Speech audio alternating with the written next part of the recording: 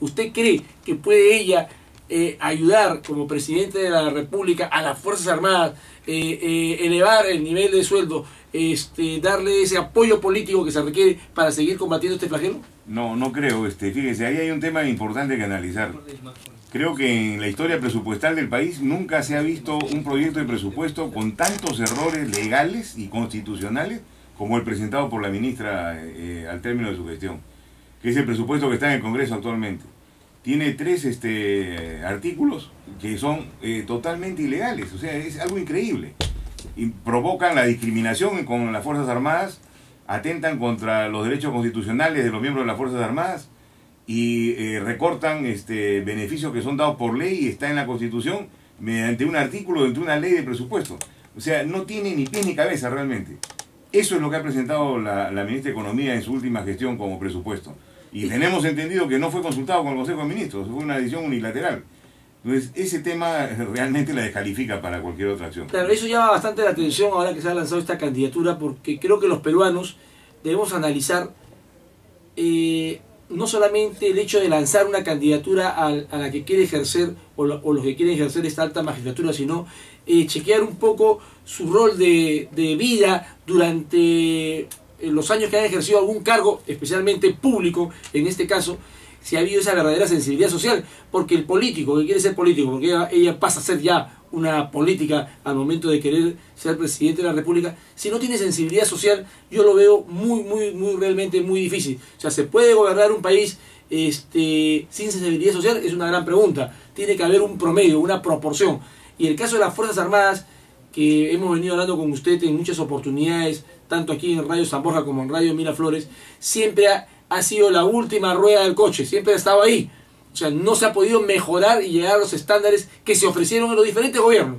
No quiero enumerar gobiernos porque, como usted bien dice, todos los gobiernos han tenido lo suyo. Unos más que otros, otros peores que otros. O sea, ¿en qué momento realmente se le va a reconocer a las Fuerzas Armadas y policiales ese verdadero rol que cumplen frente a una situación económica que debe tener y también frente a una situación real de justicia, de protección ante el Poder Judicial?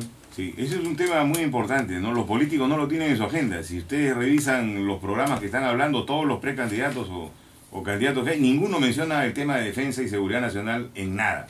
A veces lo ponen como un punto más en su programa y no lo cumplen, porque alguien se los escribió y ya no se acuerdan de él. Estamos viendo el diario 16 y nos llama la atención la portada que dice: amenaza es real, Chávez detrás del MRTA, banner chavista auspicia web donde merdistas anuncian reinicio de la lucha armada.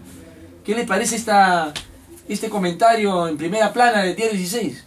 Bueno, hay que analizarlo.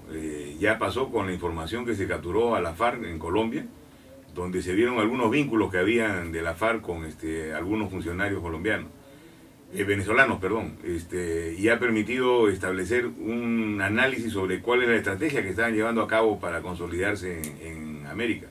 O sea, no hay que descartar esa posibilidad, hay que analizarla. Es difícil que en internet se pueda verificar la procedencia original del banner que han puesto, pero si existe debe haber algún tipo de relación. Entonces, en este tipo de cosas hay que ser muy cautos, saber bien quiénes son, definir bien a los enemigos, que a veces somos tímidos en hacerlo. O sea, tenemos que saber que la sociedad peruana tiene un enemigo permanente que es el terrorismo y cualquier movimiento subversivo de esa naturaleza. Vivimos en una democracia donde todos pueden expresarse. No hay ninguna excusa para que haya un movimiento de esa naturaleza. Han cambiado los tiempos. Entonces, cualquiera de estas cosas se convierte en un enemigo de la sociedad y hay que tratarla de esa manera. ¿Cómo está frente a la población la situación del ingreso a las escuelas de las Fuerzas Armadas y policiales? Siempre hubo una gran vocación de muchos jóvenes de querer ingresar a las escuelas, postulaban mucha cantidad de jóvenes, porque había ese deseo de servir a la patria, el honor de servir a la patria. ¿Cómo va esta situación frente a lo que ha pasado en los últimos 20 años en nuestro país? Tanto con las Fuerzas Armadas, temas que ya hemos conversado, sigue habiendo esa misma fuerza de los jóvenes de querer ir a servir a la patria, ya sea en la Armada peruana, ya sea en el Ejército peruano, a nivel de la policía, o esto realmente ha bajado? Siempre tenemos jóvenes voluntarios que se presentan a servir tanto a las escuelas de oficiales y de personal técnico como a reclutas. pero ha bajado realmente, ha bajado bastante y cuesta el captarlos, o sea, hay que hacer algunas campañas para captarlos. ¿Y para oficiales? También ha bajado la cantidad de postulantes, entonces este tema afecta a la seguridad nacional, porque si no tenemos cuadros preparados no vamos a poder tener una defensa y seguridad asegurada. Y mucho de esto son culpables los políticos, realmente, o sea, yo lo digo y no tengo temor en decirlo porque ha venido siendo así. En el gobierno anterior se agarraron de punto a la Fuerza Armada para todo. O sea, la lucha contra la corrupción solamente estaba en la Fuerza Armada. No vieron ninguna otra entidad del Estado, ni a ningún miembro de la sociedad que tuvo que participar para que haya corrupción. Se necesitan 2 personas. No ha habido ninguna evidencia de que hayan actuado de manera imparcial y hayan actuado sobre ambos, sobre el que corrupto y el corruptor. O sea, eso indica que ha habido una intencionalidad política para destruir a las Fuerzas Armadas, o encontraron la mejor herramienta para ganar popularidad con algún sector de la población. Y eso realmente es lamentable.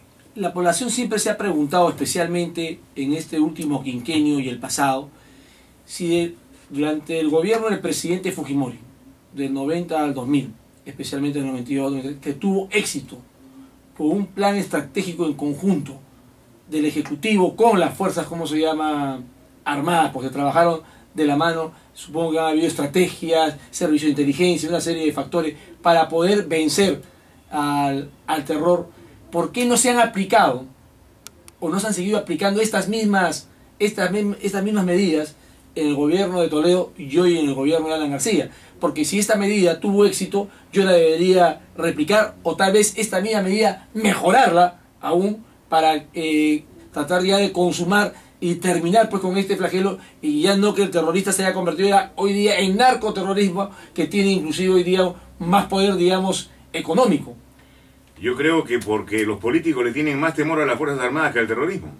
No entiendo otra explicación para poder ver cómo, ante una evidencia real y concreta de hechos consumados, donde hubo una victoria real, no se siga con la misma estrategia. Y más bien se empieza a atacar a la Fuerza Armada. Porque la estrategia fue buena, todo el mundo dice que la estrategia fue buena, los mismos militares a los cuales yo he entrevistado dicen que la estrategia fue correcta.